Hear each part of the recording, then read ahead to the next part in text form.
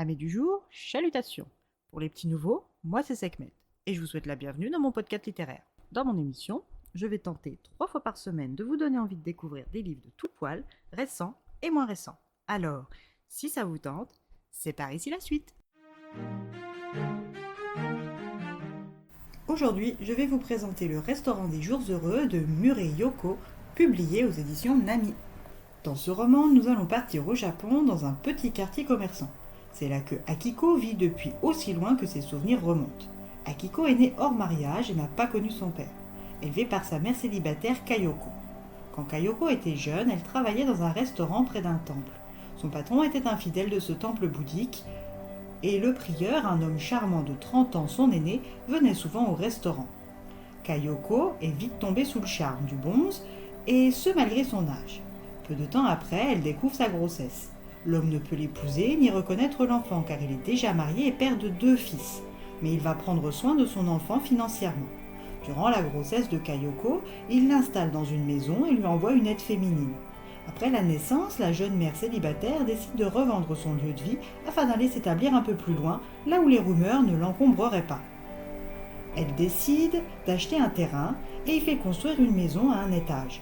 Au rez-de-chaussée, elle crée sa cantine chez Kayo et habite à l'étage avec sa fille. Kayoko est une petite femme à la peau brune et au tempérament marqué. Elle boit et fume bien trop pour son bien, mais c'est un plaisir pour elle de le faire en compagnie de ses habitués. Depuis que Akiko est petite, elle croise ses piliers de comptoir, tantôt trop alcoolisés pour lui parler de façon compréhensible, tantôt trop intrusifs au goût de la fillette qu'elle était.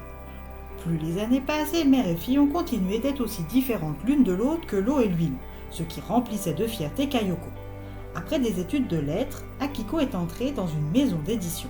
Sa mère, qui n'y entendait rien à la littérature, s'est juste interrogée sur le caractère sélectif de cette branche professionnelle, avant de se vanter haut et fort du statut social de sa fille, ce qui n'a pas manqué d'exaspérer Akiko. Avec son travail d'éditrice, Akiko aurait eu les moyens de se trouver un appartement ailleurs.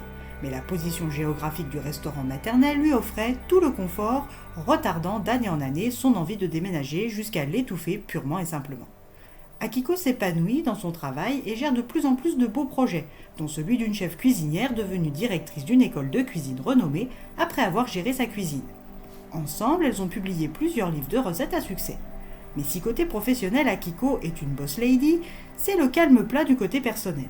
Sa mère ainsi que ses habitués lui rabattent les oreilles avec le temps qui passe et la nécessité de se marier prochainement. Une fois la quarantaine atteinte, Akiko a été libérée de cette pression omniprésente car à son grand âge, elle est définitivement tombée dans la catégorie des cas désespérés, ce qui lui convient parfaitement. Quand Akiko a eu la cinquantaine, sa mère est subitement décédée d'un accident cardiaque. Les papys du club des habitués de chez Kayo n'ont rien pu faire pour elle. À son travail, Akiko s'est vue transférée au service de la comptabilité, ce qui, à son âge, sonne le glas de sa carrière d'éditrice. Dépitée, elle choisit d'écouter la voix de celle qui est devenue son modèle avec les années, la chef directrice, et quitte sa maison d'édition. Intègre une école de cuisine et décide de reprendre le restaurant de sa mère. Elle rebaptise le lieu Ai et transforme toute l'ambiance. Fini la télé, les magazines, les bibelots poussiéreux datés, les congèles qui débordent. Elle refait la salle dans les tons neutres, clairs comme une cantine de monastère, elle choisit de la vaisselle sobre aux teintes naturelles et elle conçoit son menu autour des plats simples aux ingrédients de qualité achetés en bio ou en culture raisonnée. Pour l'aider dans cette nouvelle aventure, elle a pu compter sur le soutien et les encouragements de son mentor. Maintenant que la réouverture approche, il est temps de recruter une aide cuisinière.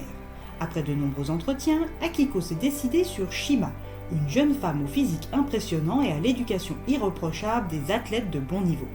Les 2 femmes se sont tout de suite bien entendues derrière les fourneaux et aussi devant, ce qui permet à Akiko d'aborder ce nouveau chapitre de sa vie plus sereinement. Maintenant reste à savoir si son concept d'une soupe, d'un sandwich, d'une salade et d'un fruit pour 1000 yens marchera. Alors pour le savoir, il vous faut lire les aventures d'Akiko, Taro et Shima.